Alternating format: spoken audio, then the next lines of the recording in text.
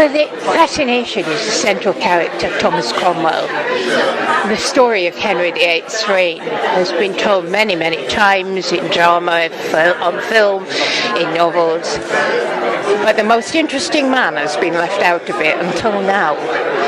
And the question I am asking, which drove the enterprise, was blacksmith's son to the king's right-hand man. How do you do that? It seems a very contemporary question, as well as a very Tudor question. I think Cromwell is a study of a man who pulls himself up from nowhere to become the most powerful guy in the country. It was an absolute mystery, an enigma, who came to England as a young man, knowing so much more than a lot of people knew in England about how the world works, about politics, about commerce, about mathematics, about military strategy, and about how he became useful to very powerful people. If New York had existed in 1530, he would have been here in a shot. He would have been mayor in a month. I'll just say you don't have to be familiar with British history, because the plays tell you all you need to know, really.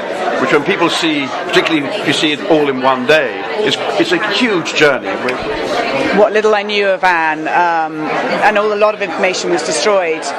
You think of her as a seductress. She certainly holds a kind of sexual potency. I hadn't quite taken on board how incredibly hardcore and cerebral and bright she is. I mean, she's so manipulative. It flies by. It moves at such a pace. It's a lot funnier than you think maybe think it might be. It's dangerous and terrifying, I think. He's given a much more critical going over by Hilary, so he's not such. He's far more complicated. He has a dark side, as all the characters in this play do. It's a universal story. It's amazing how it just keeps going. People can't get enough of the Tudor drama. I mean, I think when you become an actor, there is definitely a thing where you would like to do a show at some point where you get to wear a big dress. I think, when we first started, so I've been with this from the start when we were at Stratford-upon-Avon with the RSC, and these two huge scripts slammed down on the table. They're the best that they've ever been. Nathaniel is a dream. He's a dream to work with. That Catherine and Henry were married for 22 years, which I didn't appreciate. And I think he was married to all of his other 5 marriages, amounted to about 8 years.